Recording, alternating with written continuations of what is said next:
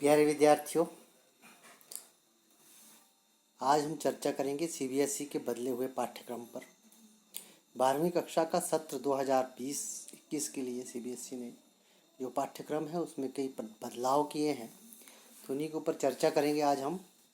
साथ में चर्चा करेंगे कि सीबीएसई जो है वो किस उद्देश्य को लेकर के जो भाषा शिक्षण है उसको करवाना चाहती है, या भाषा जो आप सीख रहे हैं उस भाषा अध्ययन या भाषा शिक्षण के पीछे क्या क्या उद्देश्य हैं, उसके ऊपर भी चर्चा कर लेते हैं। हिंदी भाषा शिक्षण का उद्देश्य संप्रेषण के माध्यमों और विधाओं के लिए उपयुक्त भाषा प्रयोग की इतनी क्षमता उनमें आ चुकी होगी कि वे स्वयं इससे जुड़े उच्चतर पाठ्यक्रमों को समझ सकेंगे। ये आप लोगों के लिए है, 11वीं और 12वीं कक्षा के विद्यार्थियों के लिए।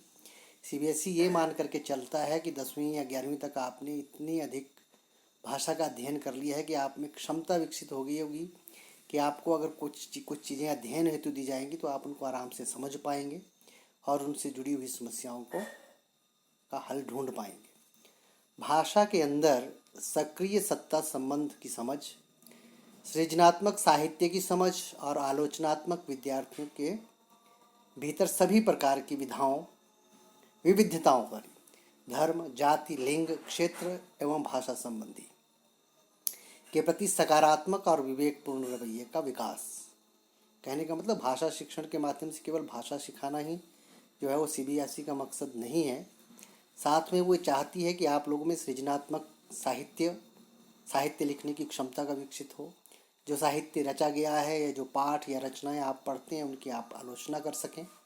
साथ में देश में जो विविधता है धर्म, जाति, लिंग के आधार पर, उनके प्रति आपका जो रवैया है वो सकारात्मक हो। पठन सामग्री को भिन्न भिन्न कोणों से अलग अलग सामाजिक सांस्कृतिक चिंताओं के परिप्रेक्ष्य में देखने का अभ्यास करवाना तथा आलोचनात्मक दृष्टि का विकास करना। विद्यार्थी में स्तरीय साहित्य की समझ और उसका आनंद उठाने की क्षमता तथा साहित्य को श्रेष्ठ बनाने वाले तत्वों संवेदना का विकास मतलब इमोशंस, जो आपके अंदर संवेदनाएं होती हैं, चीज़ों को समझने की, दूसरे की भावनाओं को समझने की जो क्षमता है उसको संवेदना कहा जाता है। विभिन्न ज्ञानानुशासनों के विमर्श की भाषा के रूप में हिंदी की विशिष्ट प्रकृति और उसकी क्षमताओं का बोध, कामकाजी हिंदी के उपयोग के कौशल का विकास, जनसंचार माध्यमों के प्रयुक्त हिंदी की प्रकृति से परिचय और इन माध्यमों की आवश्यकता के अनुरूप मौखिक और लिखित अभिव्यक्ति का विकास। विद्यार्थी में किसी भी अपरिचित विषय से संबंधित प्रासंगिक जानकारी के स्रोतों का अनुसंधान और व्यवस्थित ढंग से उनकी मौखिक और लिखित प्रस्तुति की क्षमता का विकास। तो ये भाषा शिक्षण के उद्देश्य हैं। तो मुख्य रूप से अगर आप मान करके चलें तो भाषा शिक्षण में आप में एक क्षमता विकसित हो जानी चाहिए, मौखिक और लिखित। मतलब आप अपने विचारों को, जो मन में विचार आपके आते हैं, उनको आप अच्छे तरीके से उनका संप्रेषण कर सकें। इसके लिए मौखिक और लिखित अभिव्यक्ति की क्षमता का विकास आप लोगों को करना पड़ेगा, जिसके लिए आपको ज़्यादा से ज़्यादा पढ़ना पड़ेगा और ज़्यादा से ज़्यादा लिखना पड़ेगा। अब बात कर लेते हैं मूल्यांकन की, कि मूल्यांकन जो है वो सीबीएसई किस रूप में करना चाहता है। आंतरिक मूल्यांकन आप लोगों का होगा, जिसमें 80 अंक की लिखित परीक्षा होगी और साथ में आपका श्रवण तथा वाचन परीक्षा हेतु मूल्यांकन भी होगा, जिसके लिए दिशा निर्देश हैं। श्रवण यानी सुनना, 5 अंक का इससे संबंधित जो है आपका मूल्यांकन किया जाएगा, जिसमें वर्णित या पठित सामग्री को सुन अर्थ ग्रहण करना, वार्तालाप करना, वाद विवाद, भाषण, कविता पाठ आदि को सुनकर समझना, मूल्यांकन करना और अभिव्यक्ति के ढंग को समझना। इसके आधार पर आपका मूल्यांकन किया जाएगा। साथ में वाचन, भाषण, सस्वर कविता पाठ, वार्तालाप और उसकी औपचारिकता, कार्यक्रम प्रस्तुति, कथा कहानी अथवा घटना सुनना, परिचय देना, भावानुकूल संवाद वाचन। तो ये वाचन के लिए 5 अंक आप लोगों के लिए दिए गए हैं और आप लोगों को बताया भी गया है कि आप जो है वो कोरोना के चलते, क्योंकि कक्षाएं ऑनलाइन चल रही हैं, तो विद्यार्थी के लिए ज़रूरी बनता है कि भाषा का विद्यार्थी होने के नाते वो भाषा को नियमित रूप से पढ़ें, जिसके लिए आप लोगों को हर रोज़ जो है वो पाठ का 5 से 10 मिनट का वाचन करने के लिए कहा गया है, जिसकी वॉइस रिकॉर्डिंग करके आपने मुझे प्रतिदिन भेजनी है, जो बहुत से विद्यार्थियों की प्राप्त हो रही है। बहुत से विद्यार्थी नहीं भी भेज रहे हैं, तो जिन्हें नहीं भेज रहे हैं उनसे अनुरोध है कि भेजें, ताकि आपका वो रिकॉर्ड रखा जा सके और 5 अंक जो आपको वाचन के लिए दिए जाएंगे उसमें आपको अंक दिए जा सके। क्योंकि इसमें सीधा लिखा है निरंतरता के आधार पर परीक्षा के समय ही होगा, निर्धारित 10 अंक होंगे इसके। तो निरंतरता मतलब निरंतर रूप से आप लगातार आप वाचन करते रहिए, उसके आधार पर आपका मूल्यांकन होगा। इसके पश्चात आप बात करते हैं लिखित परीक्षा की।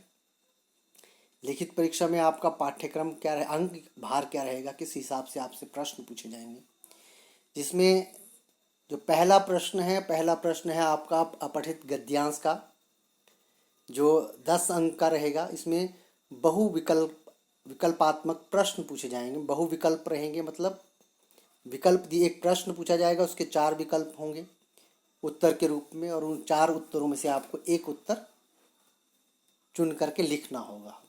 तो इसके लिए आप अपठित गद्यांश का जो है वो अभ्यास कीजिए। 11वीं कक्षा में आप लोगों को बताया गया था कि आप अपठित गद्यांश जो है उसको किस प्रकार से आपने हल करना होता है, तो और विस्तार से भी आपको बताया जाएगा, क्योंकि 10 अंक का ये प्रश्न है।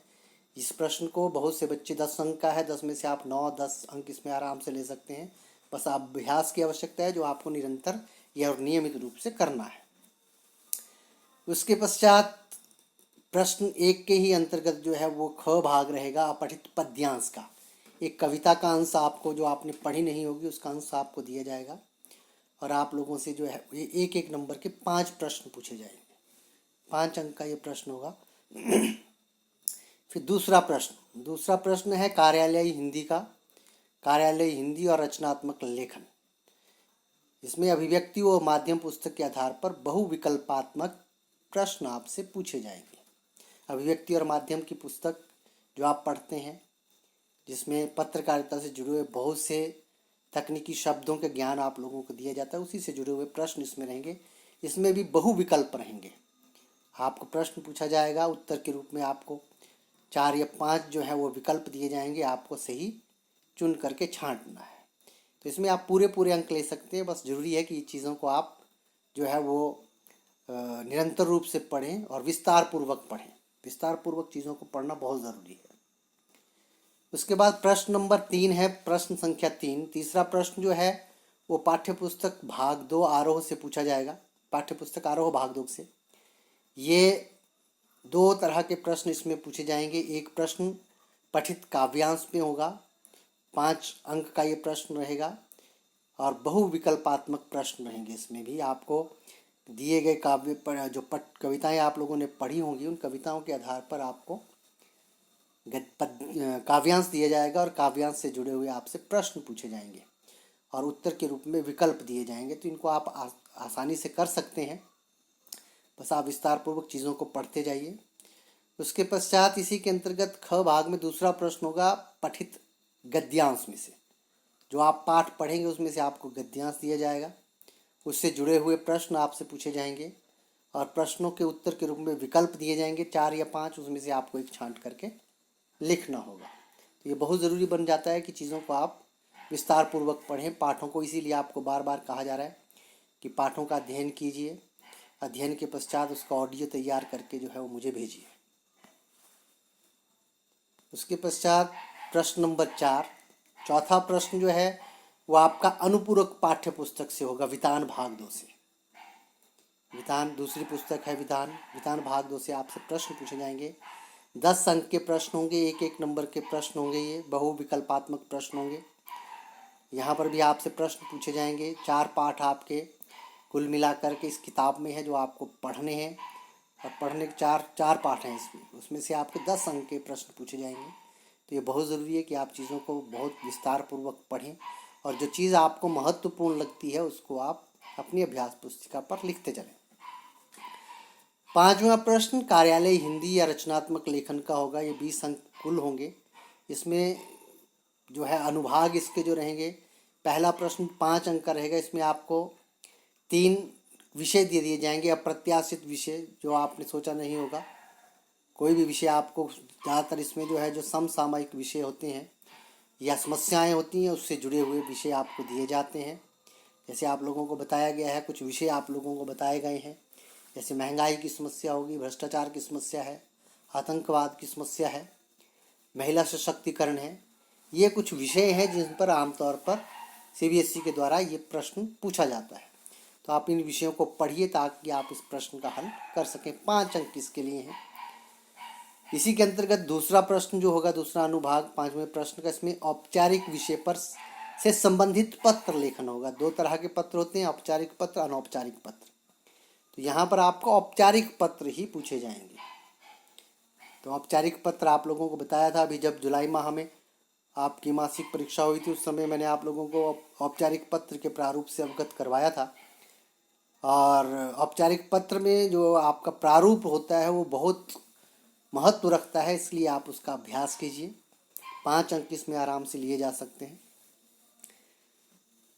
जो तीसरा अनुभाग रहेगा 5वें प्रश्न का, उसमें कहानी, कविता, नाटक की रचना प्रक्रिया पर आधारित लघुत्तरीय प्रश्न होंगे। लघु मतलब छोटे छोटे प्रश्न आपसे पूछे जाएंगे। एक प्रश्न आपका 3 अंक का होगा, एक प्रश्न आपका 2 अंक का होगा। तो इसमें प्रश्न पूछ लिए जाते हैं कि कविता के मुख्य तत्व कौन से हैं, कहानी के तत्व कौन से हैं, नाटक के तत्व कौन से हैं, नाटक को लिखते समय किन बातों का ध्यान रखना चाहिए, अभिव्यक्ति और माध्यम में ये दिया गया है अंत में। तो ये 5 प्रश्न हो गए। इसके पश्चात 5वें ही प्रश्न के अंतर्गत एक चौथा प्रश्न 5 अंक का और होगा, जिसमें आपको समाचार लेखन, उल्टा पिरामिड शैली, फीचर लेखन, आलेख लेखन पर आधारित 2 लघुत्तरीय प्रश्न होंगे। इसमें एक प्रश्न 3 अंक का होगा, एक प्रश्न 2 अंक का होगा। इसमें आपको दे दिया जाएगा फीचर लिखने के लिए कोई विषय दिया जाएगा, उस विषय पर आधारित आपको फीचर लिखना होगा, आलेख लिखना होगा या समाचार लिखने को दिए जा सकते हैं। तो इसका भी आप अभ्यास कीजिए। 11वीं कक्षा में भी आपने ये चीज़ें की हैं। उसके पश्चात प्रश्न संख्या 6, प्रश्न नंबर 6, ये पाठ्य पुस्तक आरोह से ये प्रश्न पूछा जाएगा। इसमें काव्य खंड पर आधारित 3 प्रश्नों में से किन्हीं 2 के उत्तर लिखने होंगे और वो उत्तर आपको 50 से 60 शब्दों में लिखने हैं। 6 अंक इसके हैं, मतलब 2 प्रश्न हैं, 3-3 अंक का एक प्रश्न होगा, 50 से 60 शब्दों में आपको उत्तर लिखना है इसका। इसी तरह से इसी अनुभाग, दूसरा अनुभाग इसका रहेगा। इसमें काव्य खंड पर आधारित 3 प्रश्नों में से किन्हीं 2 के उत्तर आपको 30 से 40 शब्दों में लिखने हैं। 2-2 अंक का ये प्रश्न होगा, 4 अंक इसके होगा। उसके पश्चात गद्य खंड पर आधारित 3 प्रश्नों में से किन्हीं 2 के उत्तर, ये भी 50-60 शब्दों में, 3-3 अंक का एक प्रश्न होगा। कुल मिलाकर के 6 अंक इसके रहेंगे।